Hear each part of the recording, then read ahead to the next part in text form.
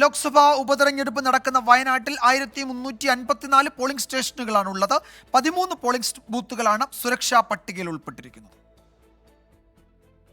7 കേന്ദ്രങ്ങളിലായി strong റൂമുകളിൽ സൂക്ഷിച്ചിരുന്ന polling സാമഗ്രികൾ പുറത്തെടുത്ത് ഉദ്യോഗസ്ഥർക്ക് കൈമാറി. ഇലക്ട്രോണിക് വോട്ടിംഗ് യന്ത്രങ്ങളും അനുബന്ധ സാമഗ്രികളുമാണ് വിതരണം ചെയ്തത്.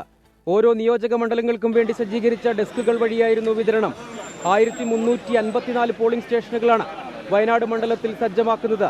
മാനന്തവാടിയിൽ 173, സുൽത്താൻ ബത്തേരിയിൽ 218, കൽപ്പറ്റയിൽ 187, തിരുവമ്പാടി 181, ഏറനാട് 174, നിലമ്പൂർ 209, വണ്ടൂർ 212 എന്നിങ്ങനെയാണ് പോളിംഗ് സ്റ്റേഷനുകൾ. ജില്ലയിൽ 2 ബൂത്തുകളാണ് അതീവ സുരക്ഷാ പട്ടികയിൽ ഉൾപ്പെടുത്തിയിരിക്കുന്നത്.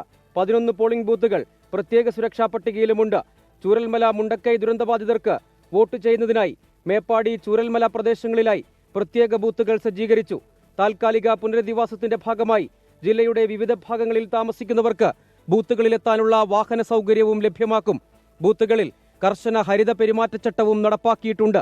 14,71,742 വോട്ടർമാരാണ് വയനാട് മണ്ഡലത്തിലുള്ളത്.